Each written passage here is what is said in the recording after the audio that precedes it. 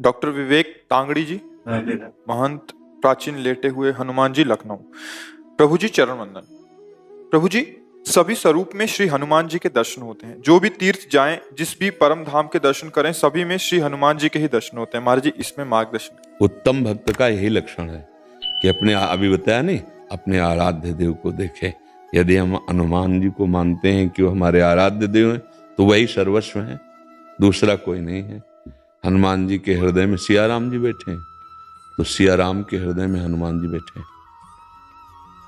साधु हृदय मह्यम, भगवान कह रहे, मेरा हृदय साधु, मैं साधु का हृदय। हम भक्त पराधीनो अस्वतंत्र। अगर हनुमान जी ऐसे दिखाए तो राम जी, अगर राम जी के हृदय में देखो तो हनुमान जी मिलेंगे पक्का। मतलब एक ही परम तत्व है, चाहे उसे जो कहें। वो लीला के लिए सेवक बना हुआ है, लीला के लिए स्वामी बना हुआ है। कभी राम जी हनुमान जी को पूजते हैं, कभी हनुमान जी राम जी को। कैसे? जैसे राम जी रामेश्वर की पूजा कर रहे ना, वही रामेश्वर हनुमान जी बन के उनके चरण पूछ रहे। कोई दूसरा है क्या? आप देखना, हनुमान जी कौन है? स्वयं रुद्र हैं, स्वयं शिव हैं। तो रामेश्वर की पूजा स्थापना कौन कर रहा है? राम जी। तो राम जी के चरणों को कौन लिए हुए? बोले शिव जी। यही तो एक, अगर हम इष्ट पकड़ लिया, अब यहां विचार करना है कि हनुमान जी को पसंद क्या है। हम जिससे प्यार करते हैं उसकी पसंद देखते हैं, उसकी रुचि देखते हैं। हनुमान जी को सिया राम नाम पसंद है। हनुमान जी को सिया राम चरित्र, रामचरित सुनबे को रसिया। ये रसिक हैं किस बात के? यत्र यत्र रघुनाथ कीर्तनम तत्र तत्र। आइए आप, यमुना जी तो वही हैं, घाटों के नाम अलग अलग हैं कि आज हमने जुगल घाट नहाया, आज हमने विश्राम घाट, आज केसी घाट, ऐसे घाट कहे जा सकते हैं। लेकिन यमुना जी अवगाहन उन्हीं का हो रहा है। ऐसे ही तत्व एक है, नाम कुछ भी दे दो। लीला में विविध लीलाएं, विविध नाम, विविध रूप धारण किए हुए हमारे प्रभु विराजमान। ऐसे अनन्य भाव से रहिए। ये तो बहुत परम मंगलमय है कि अपने आराध्य देव के अनन्य हो जाए।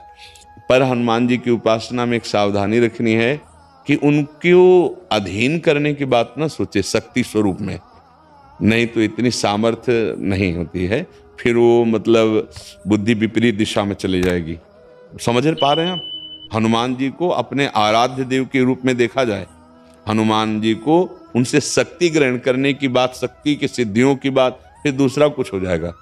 फिर वो मार्ग प्रेम वाला नहीं रहेगा। नहीं तो हनुमान जी की आराधना का फल सीधा आएगा, राम रसायन तुम्हारे पासा।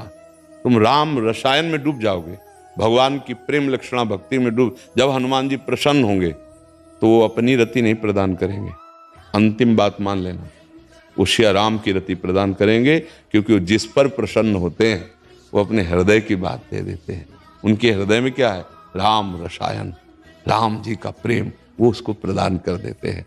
और राम जी जिस पर कृपा करते हैं उसे हनुमान जी के चरणों में निश्चित प्रेम हो जाता है।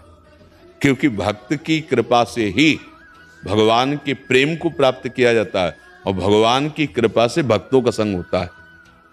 बिनु सत्संग विवेक न होयो, राम कृपा बिन सुलभ न सोई। अब मोहि भा भरोसा हनुमंता, बिनु हरि कृपा मिले नहीं संता। जब हनुमान जी मिले तो विभीषण जी को क्या दिखाई दिया? राम जी की कृपा।